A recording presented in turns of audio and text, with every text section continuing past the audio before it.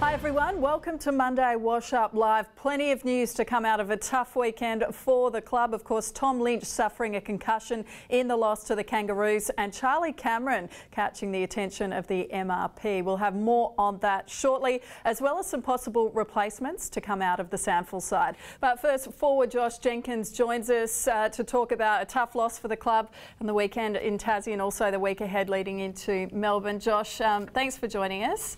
How's the group after what happened in Tassie? Not too bad. Football teams are pretty resilient, but we certainly won't be looking to replicate that performance. It was bitterly disappointing, but yeah, the boys are back on the horse and, as you said, concentrating on beating Melbourne.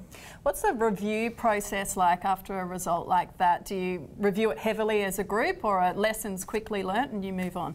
Yeah, we'd like to take as much as we can as quickly as possible and get on with things. It's not something you'd like to dwell on, because equally we always hear coaches talk about great wins, you need to move on to the next week, so you'd like to take the same philosophy with a bad loss like that. So reviewed very strongly, but quickly dealt with and move forward.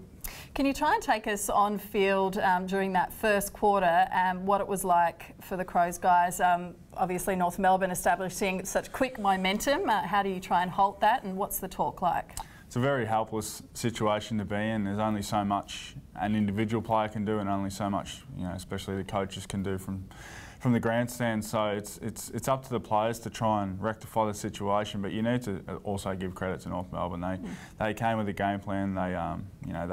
They applied that perfectly, and the scoreboard was indicative of that. So I don't think you'll see, or I'd like to think you won't see us play a quarter like that for the rest of the season. So what was Pikey's message at quarter time to the group? It was he wanted us to just basically reset, try and eradicate that. No numbers, no stats, nothing like that. It was purely a resetting opportunity, and I think we did that a little bit. We won the game, I think, from quarter time. So we certainly understand the first 6 weeks of the year have shown our best is very good, but I think a nice little reminder that if you don't turn up ready to play, that's what can happen.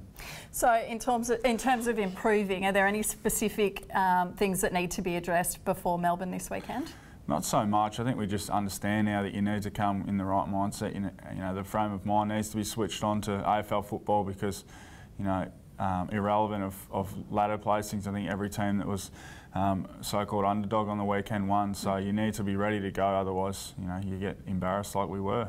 And just personally for you, how are you feeling about your own game 2 weeks back? Yeah, starting to feel really good. It's hard to take too many positives out of a loss like that, but the second half it really started to feel good.